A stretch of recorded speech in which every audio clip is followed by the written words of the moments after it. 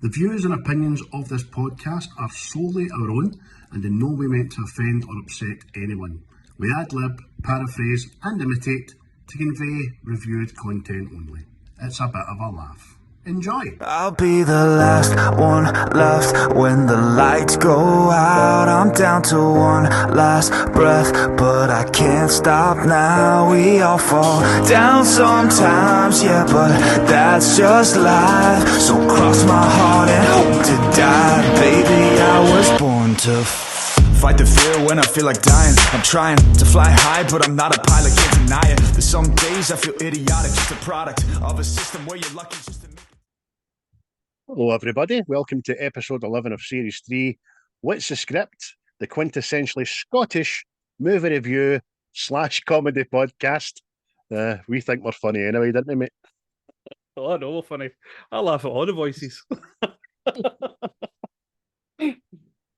All the voices in my head. You're never alone when you get psychotic problems. This is true. How are we, mate? How are we? Good, we're good.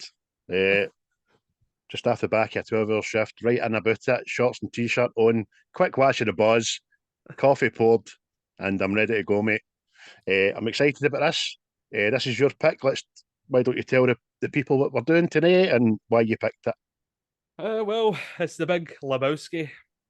I'm sure many people know about it, or they've heard about it. But they may not have watched it much like yourself until recently. But I think it's just hilarious, and anything for the Coen brothers is worth a watching in it.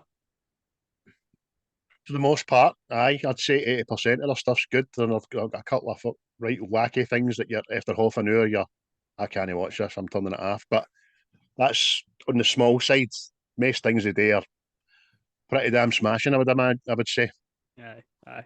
Plus, this film, after watching this, I think just Jeff Bridges was the man after this. That was it. See anything he was in, I would just watch it after this now. Like you just alluded to there about people maybe not watching this. I was one of them. I don't know why. I just never get round to it. I tried to start it a couple of times. For whatever reason, I never get very far in it. But I'm happy to say, after 25 years, I sat down, watched it yesterday, just continuously pausing, laughing, noting, pausing, laughing, noting. And I know I've not got even like 25% of what I could have wrote down, but I'm sure you've watched this a million times, haven't you? You'll be able to fill in a lot. Oh, I does, mate. There's so many bits of this. Like, see, the other night watching it was a bit that just particularly killed me, and it's Walter. It's he's just superb. John Goodman. He's a bit like yourself. He's a bit quick to anger. Oh, superb, man. One of the pals that are good to have, but you just want to back across them, you know what I mean?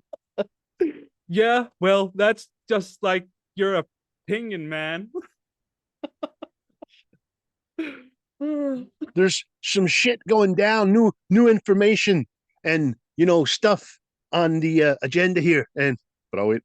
He's on for that. We'll get to it. So yes, folks, we're doing the Big Lebowski, 1998. Now that I've watched it, I can say it's an absolute classic. And whatever rating I give it tonight, I'm pretty sure that after another 2, 3, 4, 5 times I've watched it, it'll be way up again. So basically, just starts. We've got Big Sam the Moustache narrating, haven't we, mate? Aye, he's got that nice gravelly voice that could chat the pants right off you here. But I love his voice. I love a big guy. Aye, but he's just bringing us into this film, isn't he? Just giving us a wee introduction. That was oh, I'm moist. But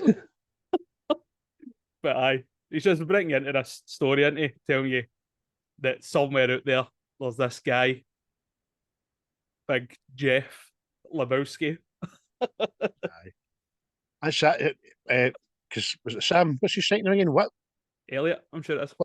Sam Elliot. Sorry. Aye. He's the narrator. He's credited as the stranger because he makes a wee appearance later on, which we'll get to. And it's just about this kind of old school cowboy guy telling you about a story about a guy he knows, but he's telling you in such a fashion that, like, this is the kind of guy that we all need in society, innit? I would just need him to exist.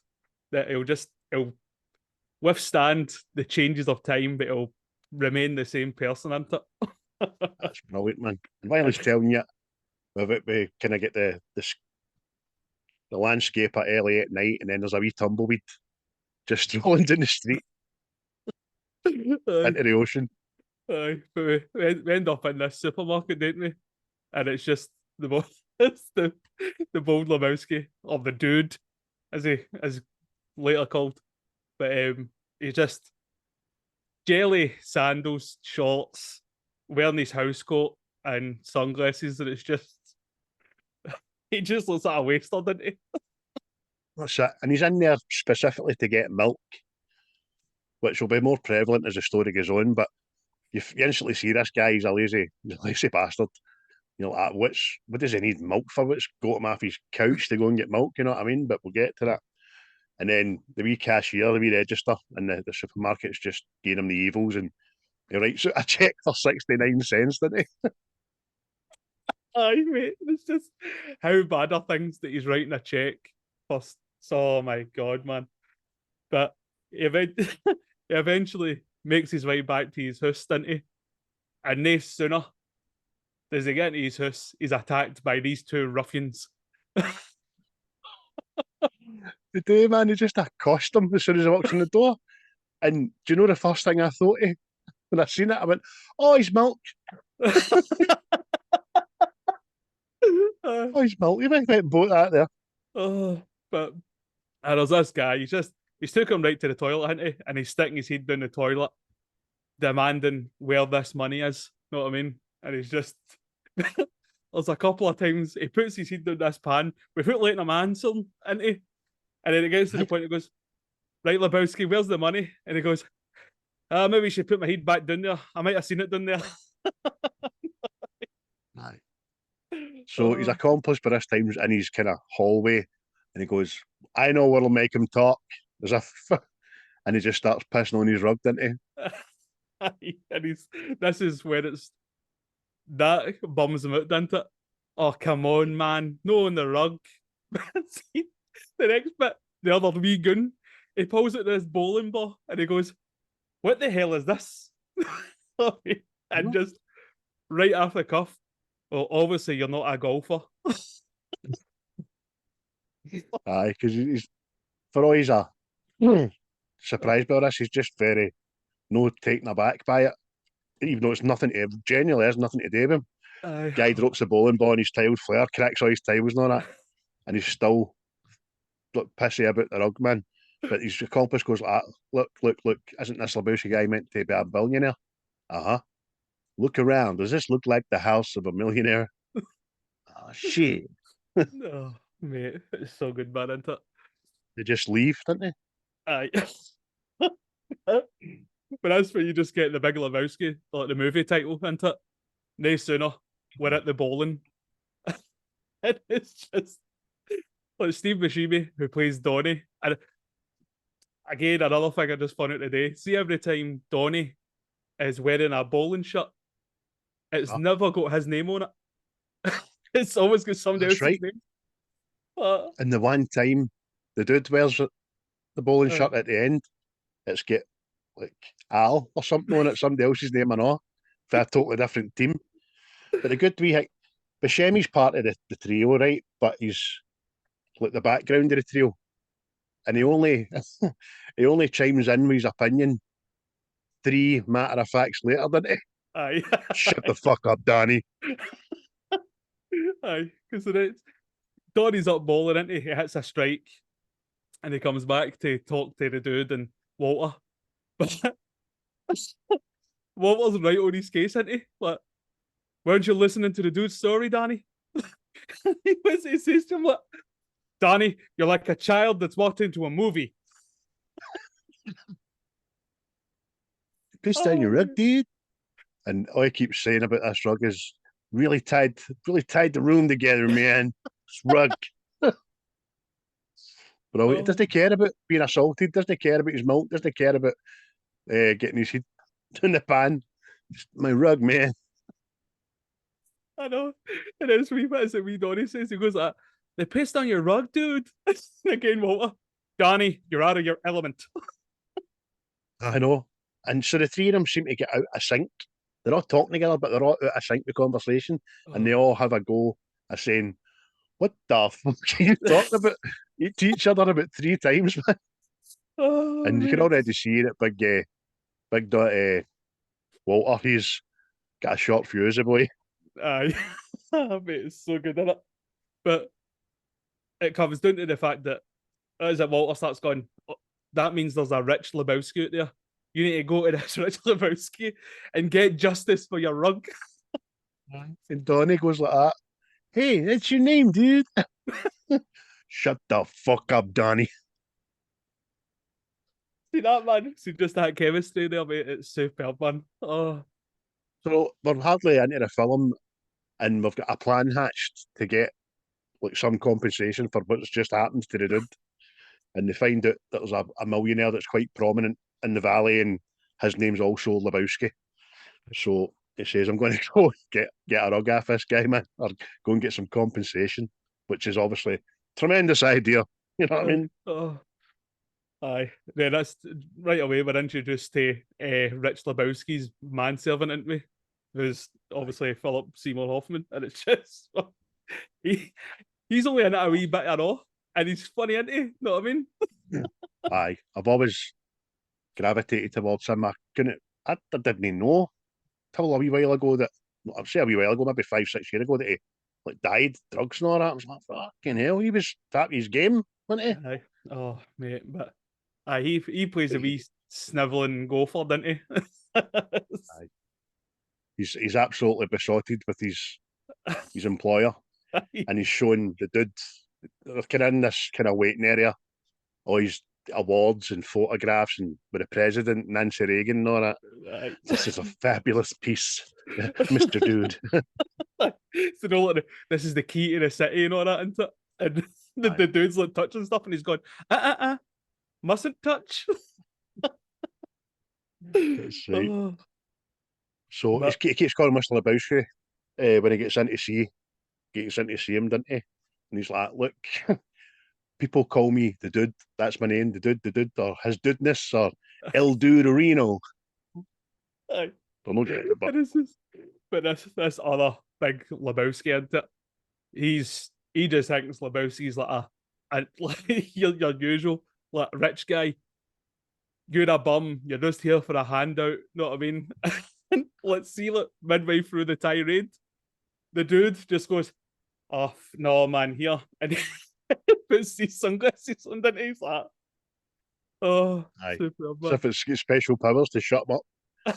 But the big Lebowski, that old guy in the wheelchair, he is a proper Coen character, and he's just aye." he's very 1940s, barking at him. Why don't you get a job? Look at you, you're a layabout. But the dude walks out, man, Aye. and wee Phillips. What's he says? He goes, "This aggression will not stand, man." So when he He's so leaves, happy at getting it. still shouted at. He's still getting shouted at. And wee Philip Seymour's like that. How did your meeting go with Mr. Lebowski? Oh, great, man. He said, help yourself to any rug in the house. They just Aye. see him. Aye. They're carting this rug out, isn't they? And this is when they come across Bunny, who is played. It's Tara Reid, isn't it? And Sure is, mate. aye, she's sitting there quite the thing, isn't she? Painting her toenails green. I mean, Aye. She's the big Lebowski's trophy wife. aye. Because Tara Reid in 1998 was still a looker, Aye. and she didn't have the mad funny boobs yet. You know what I mean? Funny. We've all seen. So she's a trophy wife. She's sitting there painting her toenails, and she's just no getting a monkey. She's a pure airhead, isn't she? And Lebowski's like, hey, how you doing, mate? And I don't know why I keep sounding like Chong, Cheech and Chong. I know, mate. It's so good, but aye, but she's starting to do that flirty thing, isn't it? Asking the dude to blow on her toenails and stuff, and she just comes out it, didn't she? What is it, like $100 or something? And I'll suck your cock. The dude's like, Thousand. really? Aye, Philip Seymour Hoffman's obviously heard it all before, and he's like, "Oh, she's quite the cad," you know what I mean? And he goes like that. She goes like, "What do you say? Suck your cock for $1,000?" He goes, I'm gonna go find myself a bank. Look at a pot to piss in. Oh, she's quite the character.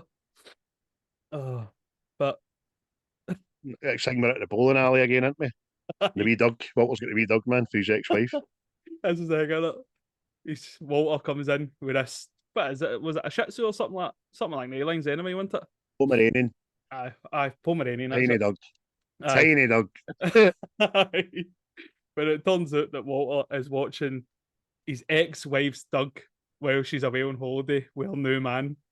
And the dude's just like, what is the matter with you? The dude's trying to tell him about how his meeting went, about how he's got this rug and all that, and the guy was pure abrasive. But Walter's, while he's getting talked to, he's just watching his opponent bowl. Aye. And the guy's just hot and 8, smoky eye, and he goes like, "No score, foot fault." What? Your toes over the line, mark down a 0. Oh man, that was an 8. Mate, and see, this is what nearly killed me last night. He goes like that. Smokey, this is bowling, not Vietnam. There are rules. No man. Aye. Oh, but There's a verbal standoff. Smokey's like that, no, I want an 8. He's like, it's a 0. Mark a 0. He's getting more and more angry. And he goes, right, that's it. It's just goes into his bag and pulls a gat out, doesn't he? pulls a handgun out and he's pointing at this poor bastard. And he goes, mark it as 0, Smokey. And you just see the dude go like that and holding Smokey the pen into it, just like mark it down.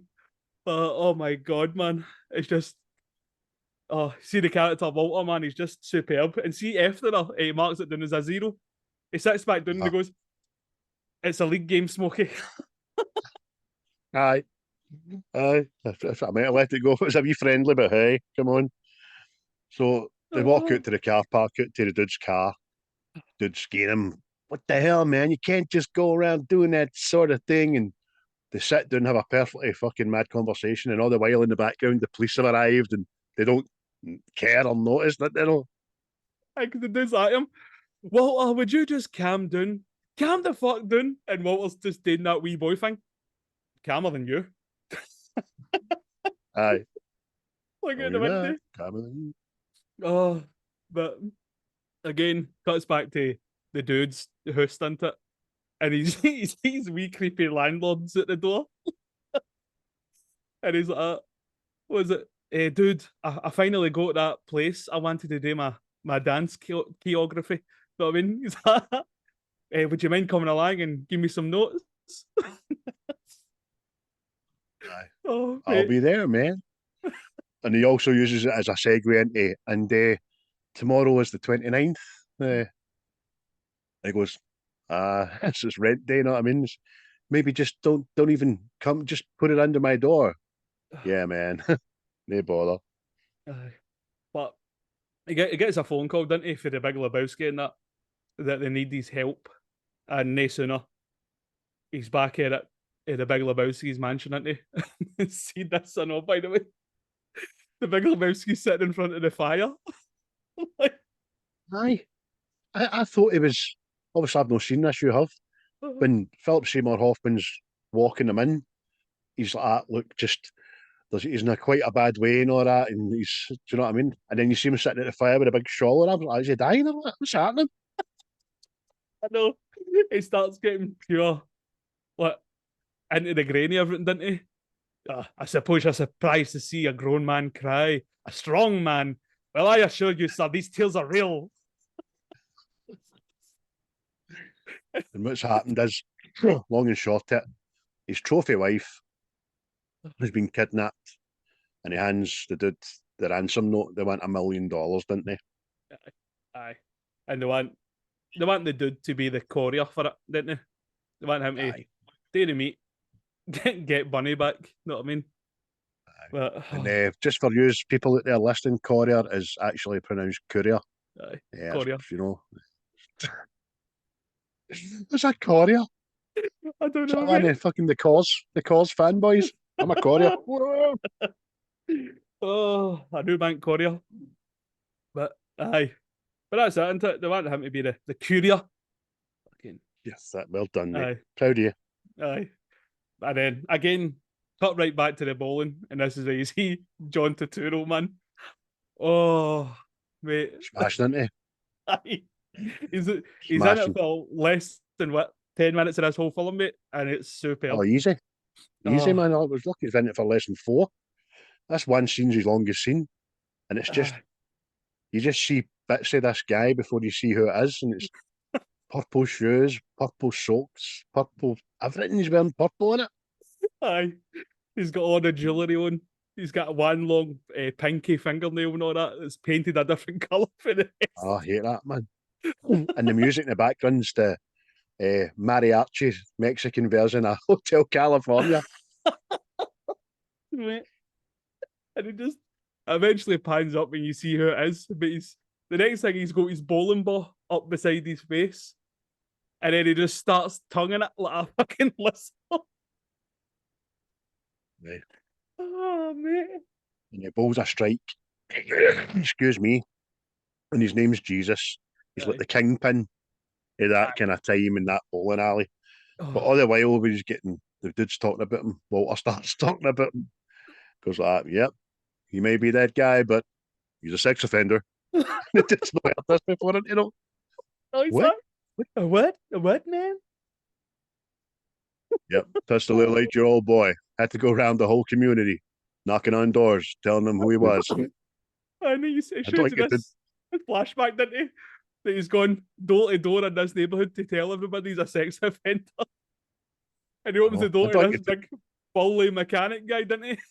I think he did believes him. Thinks Walter's just fucking a bit loopy. But he goes like that. Anyway, he says, the Big Lebowski's gave me 20 grand just to drop this bag off, man. This is all I need to do. And even then, Walter's no said, I'll come with you. He's not said that yet.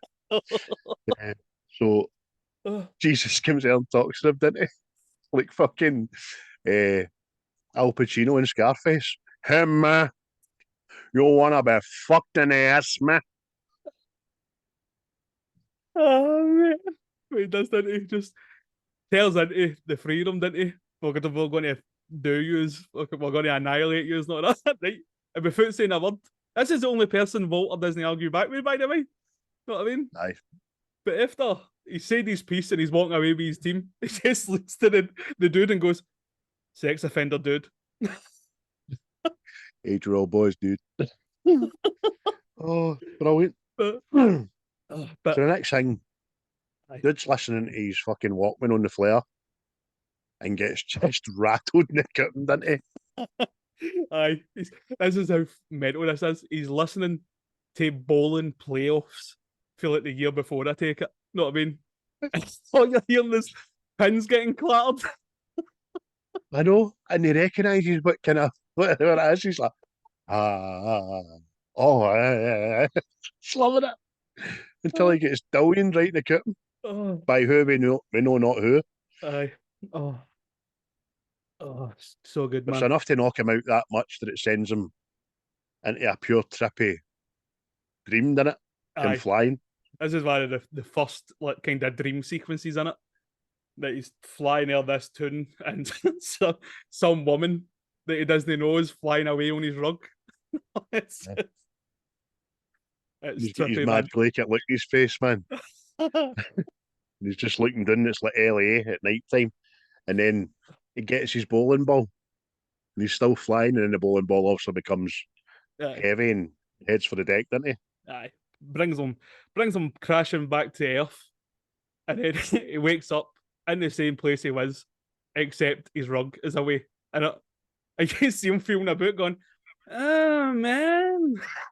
Oh, it's the first thing he looked for when he woke up. And he's pure heartbroken about it as well. So, next thing, Philip Seymour Hoffman gives him money and a big phone, didn't he, for the drop? Aye. You have to go to this. He's to go to this location himself, hand over the money, get Bunny back, and everything will be cushy. But he's to go there alone. No less than 5 seconds later, he's pulling up outside Walter's house. Walter's got something wrapped in polythene in a leather briefcase. And he just gets in the car and throws the leather briefcase. There's the ringer. What? The what? The ringer? What? Stop it. There's a decoy bag in it for his dirty underwear. They're driving to this location to drop it off, isn't they? All the while the kidnappers are phoning them. You know what I mean? And it's slapstick stuff in it that Walter's not supposed to be there, and he's just taking over the whole plan. And he's calling these kidnappers amateurs. Like he does this every day. Right. And then they hang up on him. It's like, you fucking idiot. And he goes, everything's cool, dude. Don't worry, dude. It's all good. And the phone rings again. Dude's like that. Still, I mean it. Shut up. Shut the fuck up. I need to talk to this, right? And as soon as he goes, hello, he just goes, amateurs. Can't help yourself. Brilliant. They soon find out into it that there's no handover. It's just they have to throw the money out and they'll release Bunny in it. But as they're getting closer to... Did you say, mate, Walter had a plan, didn't he? He came along to say, we'll give him the ringer, I'll jump the other guy, and you can grab the girl. But it was a shocking plan. It wasn't going to work anyway. Aye, because his plan is throw them the money, he jumps out, catches the other guy, batters him, gets the information, and they get Bunny back, and they keep the money. But, mate, they obviously throw out this ringer. Walter doesn't tell the dude what's going on. He just opens the door and he goes, take the wheel, the dude, take the wheel. Yeah, he just falls out the motor like a fucking melted trifle, didn't he? It's like Nick Frost in Hot Fuzz. Out that fence. Oh, but obviously when he's fell out as well, whatever he's had wrapped up in the polythene has been a machine gun, and it starts shooting. But it shoots the dude's car. He's trying to duck the bullets. It ends up crashing into a post in the middle of the desert. You know what I mean? It's just everything that could go wrong did go wrong. Oh. As they look up back towards the bridge, where they flung the ringer briefcase, 3 bikers just make off with a fake fucking bag. Dude's like that. Oh no, you fucking idiot! No, that's so. He's Walter still. It's all okay. Still good, dude.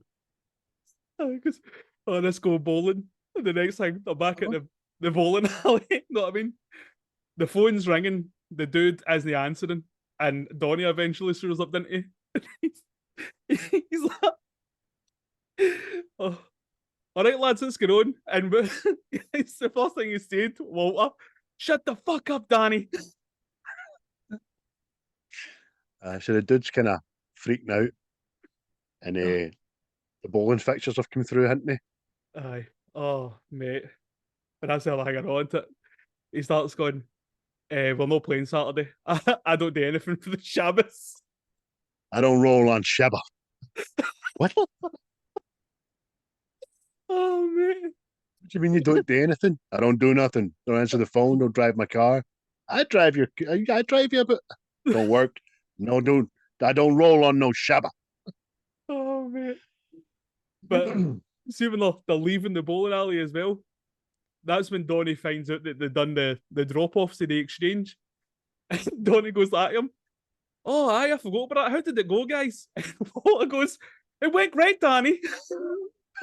Dude's like, no, I fucking did it, Walter. They just step at the bowling alley and the dude's car's missing into it. Aye. With his briefcase filled with $1 million in it. And it's just, again, mere panic mode. Oh. Because he left it in the fucking car. Still grabbing onto this mobile phone, but he's left the case in the car. Next thing, we're in his living room, and the police are there, aren't they? Aye. And it's just these two coppers, and the dude is reporting his stolen car. But by the way, is a piece of shit. You know what I mean? It's all rusted and everything. You know what I mean? Aye. One of the So coppers is sitting there at the table, isn't he? And he's just looking at this tray filled with weed, and he's just poking about, looking at the dude. aye. Oh. So it says what was in the car and all that. Well, it does like it says, do you have much success, man, with getting these kind of things back? The wee post that on some occasions, but I wouldn't expect your tape deck or the Creedence. It's got Clarence Creedence Revival in it. Aye. I can't speak. Aye. Clarence Clearwater Revival, Yes. and that's more important than the motor. Know what I mean? Aye. But then he also says, aye, my rug gets stole as well. And he's like, and the wee copper goes, oh, a second incident. But my briefcase. Yeah, okay. What was in the briefcase? My papers. Papers. He's kind of anything else to say, but my papers. And what do you do, sir? I'm unemployed. Huh. oh Get no, I want it. The answering machine's gone in the background into it, and it's some woman, Maud, I'm sure her name is, more says, that. Mr. Lebowski, I am the person that took your rug. And the wee copper goes, oh, well, there's one mystery solved. Case closed. So Oh, we're very fast. She's obviously Mods gave him instructions of where to come. The dude's turned up at this address. And he's walked in and it's like a studio, but he's in a corridor that's kind of dark, although you can see the studio at the end of it. And he's just about to get to the end of it. He sees some art and some paint on the floor, and he just hears this. He turns around. There's this wee mad woman on a high wire going, oh, it's toothbrushes. He genuinely shakes himself. Oh, and what is it? She's on kind of high wires in her house, naked, I, doing that with paintbrushes on her big canvas. Brilliant, man. oh, aye, like you say, man, he's genuinely unsettled, isn't he? But Aye. this is Maud, who is Julianne Moore, isn't it? And it's just, oh, No, mate. Oh, she's one of my favourite actresses. I think she's great. aye. She plays a part in this where there's absolutely no way we could have wrote down fucking 10% of what she says in this monologue, man. It's all about, do I make you uncomfortable, Mr. Lebowski? Does does that make you uncomfortable? Do you like sex, Mr. Lebowski? What? He just doesn't know what's going on. Oh, aye. But She explains about her rug, didn't she, mate? she explains that the reason I took that rug is because it was my mother's and it wasn't my dad's to give away. It's got sentimental value for me. But Aye. that's not what you're here for, Mr. Lebowski. And she goes, pulls at this videotape. Remember them? Oh, Simpler times. right, simpler times. Simpler.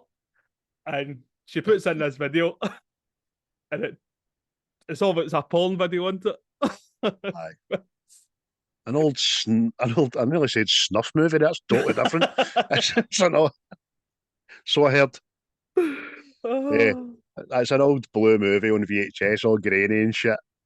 And basically, what she's trying to say is, look, there was no kidnapping. She's orchestrated it herself because she's a wee whore. Do you know what I mean? She's after my dad's money. And I only get alerted to the fact because my dad asked me for the $1 million because it's part of the foundation which I run for him. And I've started doing some digging on the wee bitch.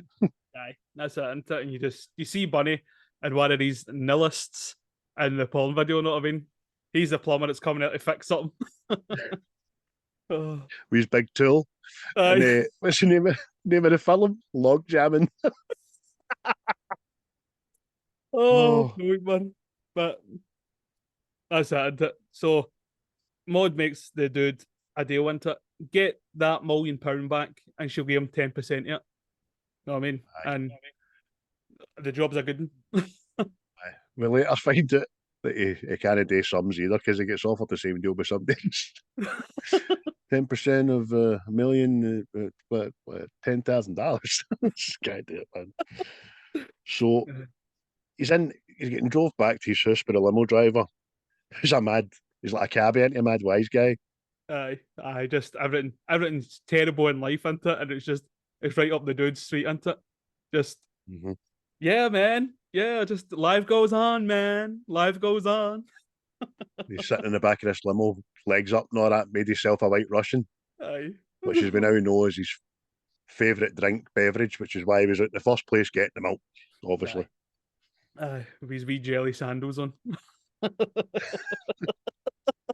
he gets struck. Here we go, home sweet home, Mr. Lebowski. Thanks very much, Danny. He's nacing out that limo. He's getting fucking kidnapped and put in another limo in it. And he's thrown into the back of this, and it's the Big Lebowski with his wee manservant. He's like, "We're very disappointed, Mr. Lebowski. Very disappointed." Wee Philip's sitting there going, "But he is genuinely just a fucking head. I'm rooting for you, mate." I mean, so Big Lebowski wants to know what the fuck's happening with my daughter went and all that jazz. Yeah. What happened with the money? Where's my money? New things of like since we had that last conversation came to light. New information fell on me, which changed and yeah, I gave the money. Talking shit.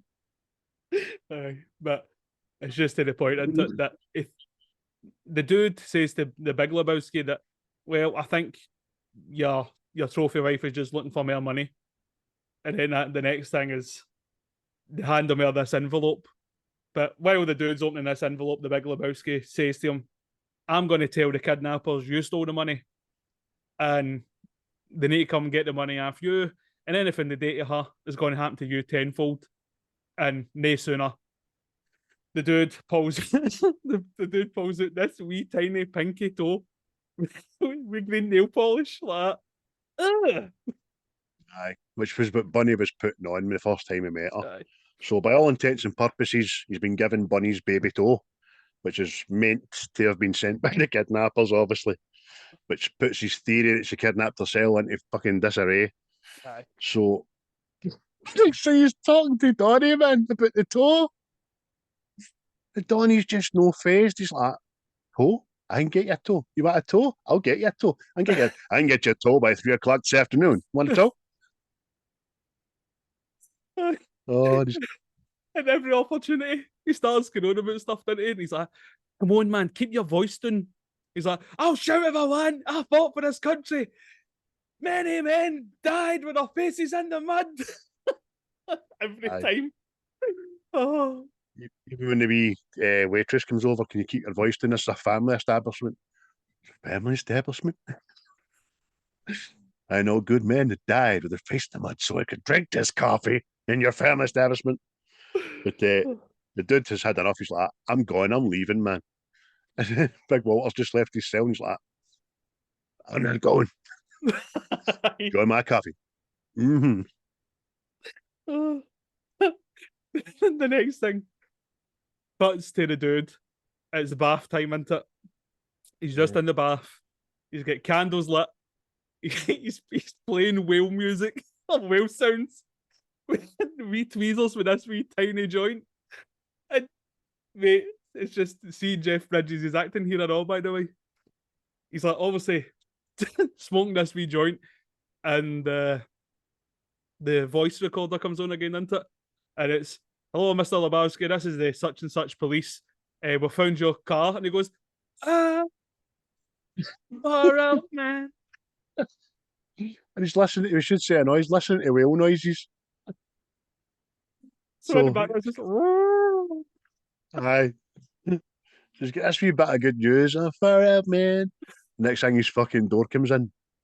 Well, rather than jump up, he just goes, "Who's this?" "Who's disturbed my chill?" And it's mate. It's the Slee Germans, yeah. Aye. Look at you, skinny at the school, boy. And I hate fast men. Oh, mate. So these wee Germans come in and they've got a ferret on a leash, a wee harness. What is it? He calls it, but the dude calls it He goes, "Oh wow, man, nice marmot." marmot. American name. It's a ferret, right? So they just pick the ferret up and fling it in the bath, and it's gone for his wee man into it. And he's screaming in this bath, isn't he? And they're all just ha ha ha ha ha. Look at the fat boy drowning. Makes me laugh. Pure Donny Chow, man. Big man fell over. Funny. One of the Germans just flee into it for Red Hot Chili Peppers. Aye. Oh, and see the other big guy that's wielding the cricket bat. I'm sure he's one of the baddies in Die Hard. I'm sure it. Aye. I'm sure it. I'd need to check. But Nah. Leeds German guy, he's obviously the mad Frenchy guy out of Prison Break, isn't he? I'm not sure, mate. I think he's French in that, right enough. Anyway, it doesn't matter. There's just these new protagonists on the scene, Aye. and where's the money? Where's the money? Aye. You have 2 days to get to have money if we're going to come back and cut off your Johnston. Oh, mate. So this has all happened, and he's still not got out of the bath. And he goes to next thing he's at the car lot, or the pound, or the impound lot. I don't know what Americans call it. To get his car that's been recovered, and it's in an even worse state than it was before, which isn't saying much. Aye. And he's obviously looking for his briefcase, isn't he? Aye. The briefcase is gone, isn't he? And he climbs into this motor that's obviously stinking, and the wee coppers like that. Aye, that'll be the vagrants that were in it. The play just use it as a bathroom as they left. Oh, but his car's been taken away. Like it was used for joyriding anyway, wasn't it? Oh, Aye. yeah. But say something to the police pisses yourself laughing, didn't he? Aye, he's like, "Oh, have you any leads on this to who they are?" And the wee guy just laughs him. Aye, I'll ask the guys in the lab. We currently have 4 of our best detectives working on this case. Fucking hell, man. Oh, So the next thing we just cut right to Walter again. And his opening line is, Nazis, man. wee Donny, who's all I played with Steve Buscemi, you know what I mean? I don't know if I said that. He's just like, there were Nazis. There were nihilists, man. They keep saying they don't believe in anything. That's right. It goes back, doesn't it, man? Aye. So, like, Walter gets up and goes and bowls. Then the camera just pans to the left of the dude. Big Sam's sitting there. And he's just asking the guy that's keying him the shoes, right enough. But he's obviously a barman and all. Hey, man, barkeep, you got any of that sarsaparilla behind that bar there? Think I got some old time strawberry kind. Well, shit, that'll do just fine. But he just starts talking to the dude, doesn't he? It's like a wee bit of life knowledge, isn't it? Sometimes you hit the bar, sometimes the bar hits you, something along the lines, isn't it? And the dude's quite taken by him. He's not even, it's not registering with the dude that every time this guy's talking to him, he's calling him dude, saying dude at the end of every sentence, you know what I mean? Hey, dude, how you doing, dude? Nice to see you, dude. Hey, I know you, man. I like your style, dude. Fucking pure sipping on a sarsaparilla. But that's it. The next thing, isn't it? There's a phone call for the dude, and it's Maud on the other side of the phone, isn't it? And she's like, the doctor says you've not been to see him yet. Yeah, you better get along there and get that checked. Oh, fucking hell, man. But you go, he's in Maud's, and Knox, this wee guy Knox, is just sitting in a chair giggling like fuck, man. But doesn't know what's going on. She's talking and he's giggling and he's like, what's his deal? Who the fuck is this guy? Oh mate, see, there's just mad side characters in this, isn't there? But you just don't know anything about them, man, but it's brilliant. Because see the premises of this film is this. It's meant to be Sam Elliott's old Western guy telling a story. It's like something that just somebody's hid in it. Just these wee bits, it's super these fillers. Because Knox and Maud end up on joint phone call with different phones, talking different languages to somebody we don't know who, and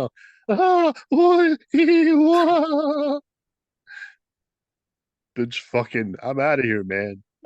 Because he's poured a drink into and he's just pure confused. Who the fuck is this guy?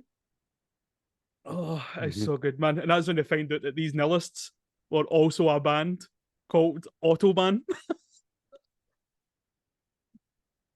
Aye.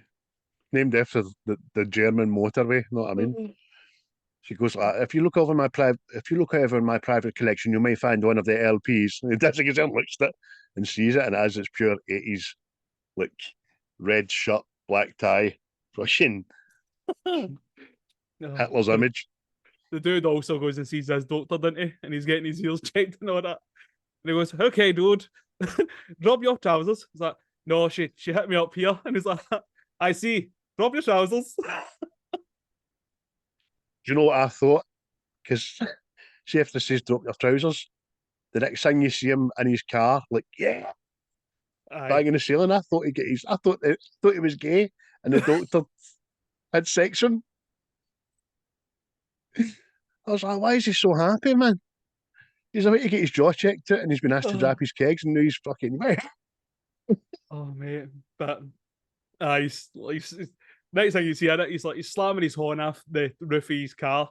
He's drinking a beer and he's smoking a joint. You know what I mean? Living his best life.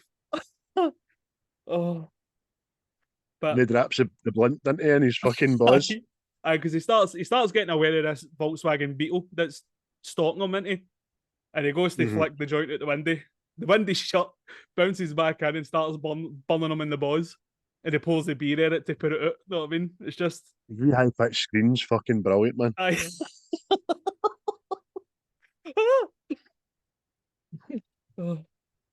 when he gets out the car and he looks at the damage to his driver's seat, which is fucking quite extensive, by the way, for this wee blunt. He notices crumpled up paper, doesn't he? Aye. And he starts reading this, notices it's like somebody's homework, and he gets the name of this boy, who is obviously the person that stole his motor. Then, again, like another side character that is just bonkers. Doesn't help the plot in any way, shape, or form. The next thing, the threesome are in this theatre, aren't they? Watching this landlord dancing about to dramatic music. It's just in a body stocking covered with leaves. Just a soul performing dance recital. And the dude, do you know what I mean? The first thing I thought it was, the dude, true to his word, they fucking went. But he took his pals with him and all. Oh. Well, was that fucking the bold Walters found out where this boy stays, isn't it? And again, me Donny, is that next to In-N-Out Burger? Shut the fuck up, Danny. Aye, they find out it's the son's homework in the car is the producer's son, isn't it? That mad producer who we don't meet yet. He's like a writer or something like that. No, I mean he's the son of some writer or something, and it's just he's a bastard child of some writer. Aye, that's it. Because no sooner they go to this address I've got for this guy, into it now. Maybe he's not spent the money, and they pull outside this house, and it's like, is that a Corvette or something like that? Big Corvette. Red Corvette, belted a motor. The dude's obviously like, this wee prick's obviously already spent the money. Know what I mean? It's just. But Walter's quite pragmatic. He goes, don't be silly. We've maybe still got about $950,000 left of that 1 million. It's like, calm down. Car's not £1 million, mate. But mate, see, as soon as they step into this house, this old guy is in this big fucking breathing apparatus, like something for Star Trek. It's an iron lung. Oh. It's what it is. It's an iron lung. It's what they used to put fucking sailors and soldiers that get back from the war, Second World War in, if they couldn't breathe and all that, man. It's like a compression chamber thing. And it's this old guy, and he's I loved your episode 95 on that series. Guy's over there, man. He's just a heat in a box. And the Bold Walter starts getting emotional. It influenced me so much. The dude's like, what's the matter with you? Oh, but so they get the boy out, Larry, in it. Aye, this wee guy just sits down. He's so oblivious to the world, isn't he? Oh, and obviously, it's even this, I know. Walter pulls out this sheet that was found in the morning. He's like, is this your homework? Larry, is this your homework?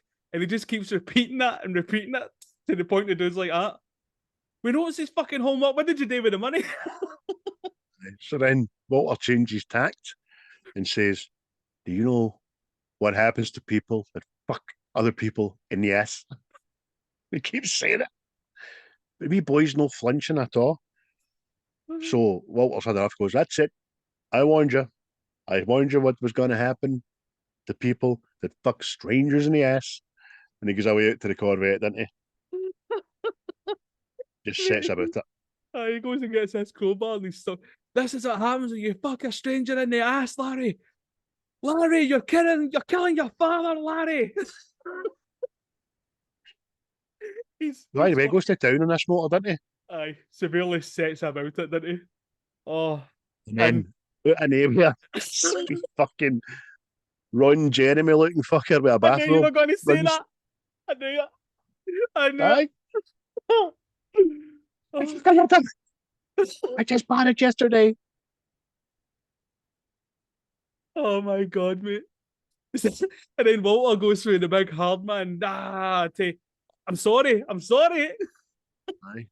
Honest mistake, and all that. So he gets the crowbar off and he goes, you know what? I'm gonna fucking. They start setting about the dude's car, which is, you're not disimproving. And the dude's like, it's my car, mate. It's not his. Oh, that's so good, man. Because we Donnie's still in the back of it and he has to climb out the side of it, doesn't he? This guy's just smashing it to bits. Oh. So it's like end scene, and they're in the car driving home, and they've went to that fucking burger place, haven't they? Apart for the dude, who's just, that's it, nothing else can get on. Just, and Walter's quite matter of fact about it. Oh, mate. But then comes one of the next bits that, again, nearly crippled me. Like, genuinely. It's your favourite bit, innit? Oh, mate. Could I fucking fathom what he was doing? So what's this cunt? To paint the scene, Walter's on the phone to him. They're obviously talking about what just happened. The dude's, no, Donnie, no, you were fucking out of order. You know what I mean? You do this to me all the time. While he's talking, he's hammering bent nails into this fucking 2x4 on his floor. You're like, what's he doing, man? Aye, it's not a very good job at all, isn't it? But he ends the call with Walter says, aye, I'll come out the motor for bowling. Like, all is forgiven again. And he gets this chair. And obviously the piece of wood is to prop the chair against the door, which means you can't open the door. Literally, as he walks away, somebody opens the door and the door opens up the way. And the chair falls out. Oh, mate. That nearly killed me, man. A stroke of writing genius, that comedy fucking genius, because you're right, mate. He's just stepped back and thought to himself, that'll work. And then just very nonchalantly the door opens out the way. Oh, brilliant, man. And it's the Mad Goons, isn't it? Again. Aye, Jackie Treehorn's two goons. And Jackie Treehorn. And this time they went, nah, we want the dead Big Lebowski. Then, again, like a dream sequence, there's just this woman flying through the air, titties out and everything. Yeah. Got Chelsea opposite, and she's just flying through the air in slow motion. As it draws back, it's like a beach party, and she's in one of the, I can only describe it as like a team building exercise, but it's no right. It's when people surround a big blanket and they hurl somebody up the middle of it. It's this naked woman with the boobies. Oh, and then just this It's Jackie Treehorn. Jackie Treehorn. Aye, just steps out of nowhere, doesn't he? Out of the shadows and introduces himself. And he's the director, the porn director, isn't he? He's the big Aye, fucking aye, big cheese man with that. aye. He's the guy that produced and directed all the porn videos that Bunny was in. And he takes the dude. Oh my god, Log jamming too. Oh, but he takes the dude up to his big penthouse, doesn't he? And smashing. Oh, aye, definitely, man. And he's also dressed like Tony Montana, I know, isn't he? It's just... Can I get you a drink, Mr. Lebowski? Why Russian, man? Everybody knows how to make a white Russian in this, by the way. Aye. So he pours my drink. He's very pleasant. He's very articulate. And see, this actor guy, he's always a fucking baddie in everything he's ever played. Aye. He's this kind of baddie. A smammy wee shite. Can't remember his name, but... So I'm going to get right to the point, Mr. Lebowski. Where's the money? Aye. Because he's else into the fucking... Aye. Because Bunny owes him money, didn't she? And he's like, I want paid first. And I know you know where this money is. But Lebowski doesn't tell him any lies. He's like, it's the 15-year-old boy Larry that's got it. You know what I mean? And it's just... Aye. Oh, but... The phone goes, doesn't it? Oh, mate, see this? I'd forgot all about this, by the way. The Jackie Treehorn character goes to the phone and he writes something down, and you think it's like a phone number or an address or something. And he goes, "Oh, aye," and disappears into a room somewhere. And the dude gets up and does the pencil trick, obviously, to see what he's wrote down. And he just... Jackie Treehorn is just drew a wee guy with a big massive knob. Aye. But he fucking still runs back to the couch, doesn't he, man? As if I never done that. Oh, it's just so stupid, man. But pours him another drink, doesn't he? That's it. Pours him another drink. He's still asking him these questions and all that. And the Jackie guy thinks that the dude's lying to him. And no sooner does the dude pass out. And we have dream sequence 2. Which is by far the fucking best one. Just starts off with a dude's big fucking mad blanket, tripping eyes and all that. It's like the start of a movie, innit? Aye. The gutter balls. Aye. I was like, it's done like a porn video in it. Oh, aye. But mate, he goes to this counter to get bowling shoes, and it's Saddam Hussein that's dishing out bowling shoes. Just so good, man. Oh, but there's then a mad sequence, a dance troupe, and all the women, like their head pieces are all bowling pins and all that. And then the middle, it's our Maud done up as a kind of Roman gladiator woman. Oh mate, it's just a mad montage of his life, isn't it? Bowling. He bowls through the ball and ends up flying through all the legs of the woman. He's all smiles. Smashing. But no sooner does his trip turn into a bad one, doesn't it? And he's getting chased by the enlists with massive scissors. Vivanja Johnston. Ha ha ha ha. Vivanja Johnson. Oh, mate. Oh. And he does that classic running away in your dream stuff, doesn't he? He's not getting away from him at all. But he comes out his trip and he ends up in the back of this police motor, taken to the police station, isn't it? He's sitting in front of the chief, I take it, or the sheriff. Oh. Man, he's a fucking dick and on, man. Turns out he tells me, says, "Look, I went up to Treehorns and the fucking prick drugged me." He goes, "You listen here to me, Mr. Treehorns, but a lot of cash into my quiet Miami town." And he fucking just lobs a coffee cup right off his dome, didn't he? He goes, "I don't want you in this town of mine anymore. Do you understand?" And the dude's just sitting there, pure staring through him, and he goes, "Sorry, I wasn't listening." Think. Oh, but I bingoed with that coffee cup in it. No sooner he's let out, he's in a taxi, and he's saying to the taxi driver to change the station because he doesn't like the Eagles, isn't it? Aye. Peaceful, easy feeling. He goes, "Oh man, can you change that?" The driver's taking pure aback. Don't you come in my cab. Don't you come in my cab. Tell me what to do. I just listen to my own music. And he just says, "Look, man, I've just had a really shitty day, and I fucking hate the Eagles." So as soon as I said that, the guy just stops and flings him out the cab, man. Aye. Oh, but And who nearly knocks him down? aye. Oh, aye, Bunny nearly knocks him down into it, and it shows you Bunny, and she's got all her toes intact, and you're like, oh, Yes. so she is fucking at it. Know what I mean? Me bunny 10 toes. Aye. But the dude gets back to his house into it, and his house has been ransacked, and he's just He trips there a bit of wood. and he's just lying there looking up into, and no sooner the bold Maud just appears in a bathrobe, and she goes, "Love me."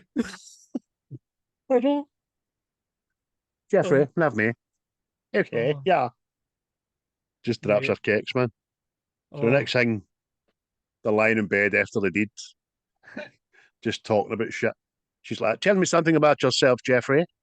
They're just talking about his life, about how he's done fuck all and all that. He's wee sweet tweezer blunt, obviously. And then he chokes on it. Genuinely looks up at what's ad libbed. He goes, jumps up. And then she starts going in mad positions and all that. And I knew exactly right away. I was like, fucking, she's trying to get pregnant. Where's this came from? Because he's up making himself another Russian, isn't he? And he goes, "Oh, what's that you're doing? Is that yoga?" And she goes, "No, it makes it easier to conceive." And he just goes,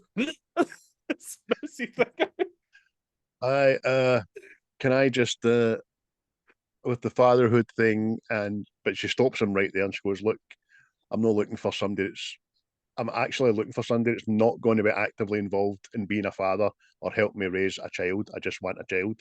And he just goes like, the doctor thing. So he was obviously checking him for fertility. But and they didn't have the fucking virus. But it all comes out, doesn't it, that the Big Lebowski isn't actually rich, and he's using, it was like her ma and her that run the business, know what I mean? And he's actually penniless. And it's like that. Things start falling into place, don't they? They do. So it was the Big Lebowski all along, because he asked his daughter for the money from the charitable foundation that she runs on his behalf. So he's kind of stealing his own money that he doesn't have, if you know what I mean, to keep his fucking trophy life and this lifestyle she's been accustomed to, probably. Yep. So he then goes outside, and this wee Volkswagen Beetle's sitting again, but he's had enough by this time, and he's like, "Fuck this," and he runs towards the wee Beetle, doesn't he?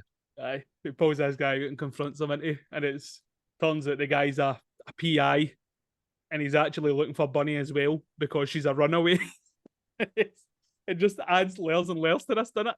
You know what I mean? The dude's like, what the fuck? Aye. She's kind of, it's like that old chestnut where she's ran away from small town America and her dad's sheep farm, you know what I mean? Aye. To go to the bright lights of LA and all that, and the parents have asked him to fucking find her.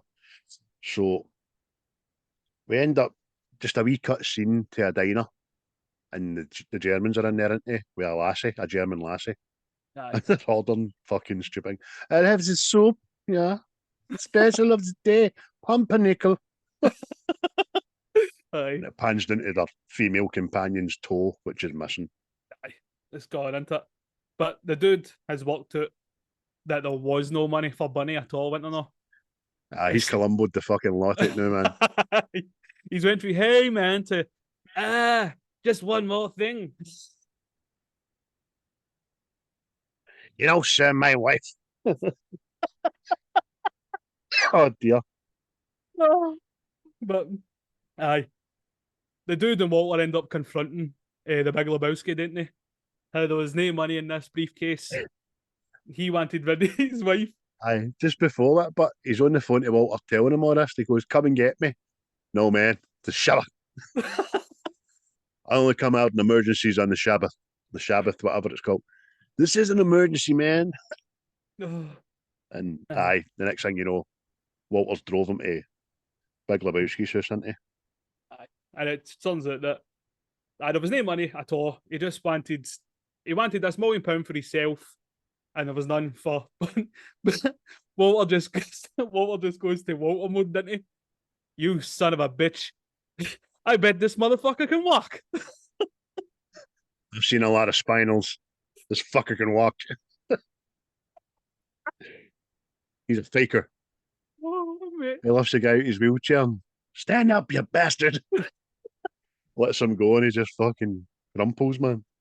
Oh, mate. And the guy's just lying there on the ground greeting, isn't he? Again, but Walter just he never apologises for anything he does, man. Just yeah. Oh, Then oh we're my quickly God, man. back at the bowling alley. Oh, Young Donny's just bowled a 9. His wee last one doesn't quite get in for a strike. He's like, it's only part of the movie. He doesn't hit a strike in it. And aye. then the bold Jesus is there. He just does this Shabbos bullshit. This Shabbos. Instead of fucking you in the ass on Saturday, I'm going to fuck you in the ass on a Wednesday. Aye. Fucking brilliant, man. Oh. And that's when Walter's like, the dude just goes, wait a minute, you're Irish Catholic. What do you mean the Sabbath? This is all because of your ex-wife, who is a Jew. And he's obviously still besotted with her, doesn't he say? And Walter pulls him up, gets pulled up by the dude saying, you take her wee dug out and all that, you change your fucking faith and all that. Aye. He's like, well, what is it? Oh, just because I converted for her, and just because I'm nowhere anymore, I have to go back. He's like, oh, what? But they leave the bowling alley, didn't they? And they walk out in the dude's car. It's just copped it on the way through this film.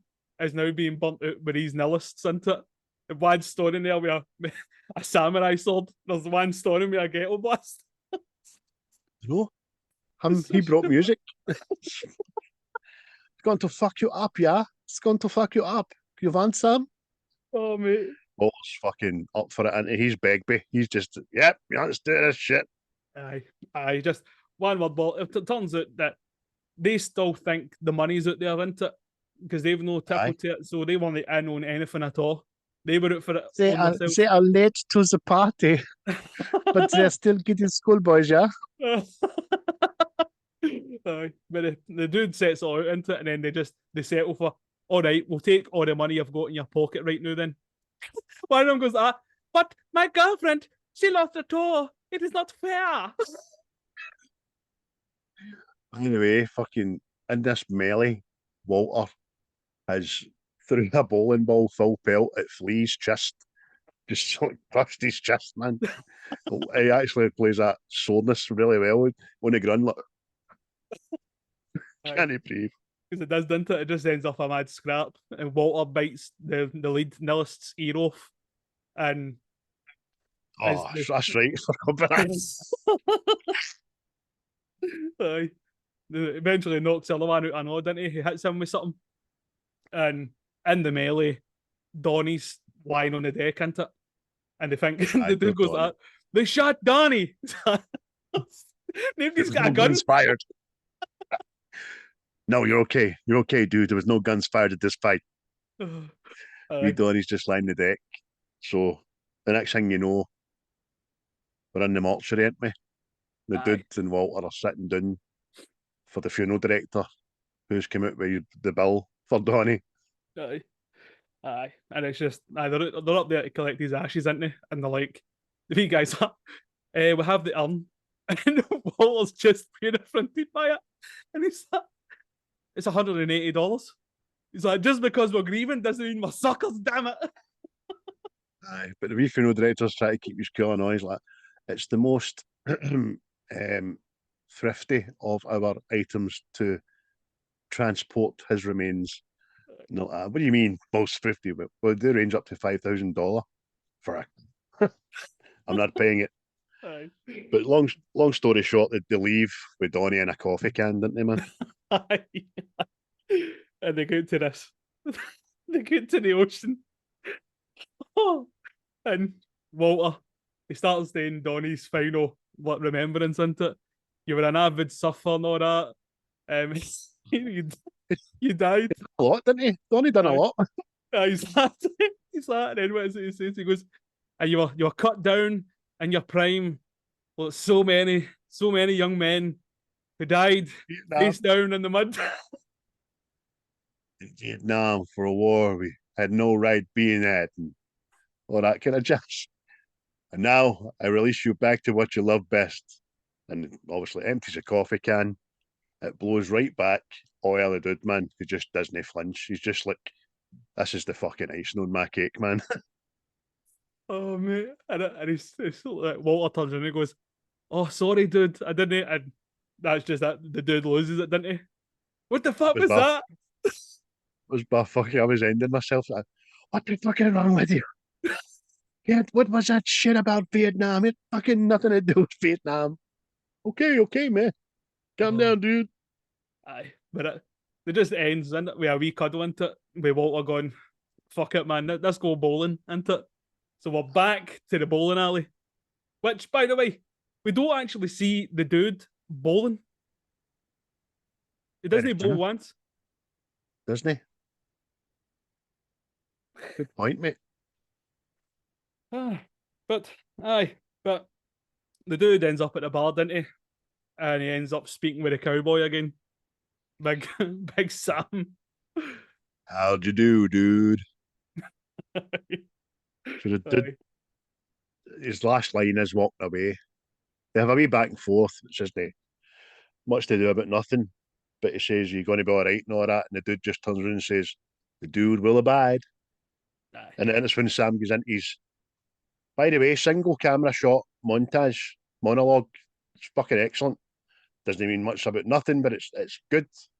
Because when the dude says the dude will abide, and Sam just turns around the camera and goes, dude abides. I don't know about you, but I take comfort in that. Knowing the dude's out there. And he just breaks the third wall, didn't he? Like he's talking directly to the audience. Know what I mean? It's good. Aye. And he says, he also makes a wee bit in his monologue about there's a strange comfort to be had knowing that there's a little Lebowski on the way. It's obviously Maud's pregnant, man. Aye.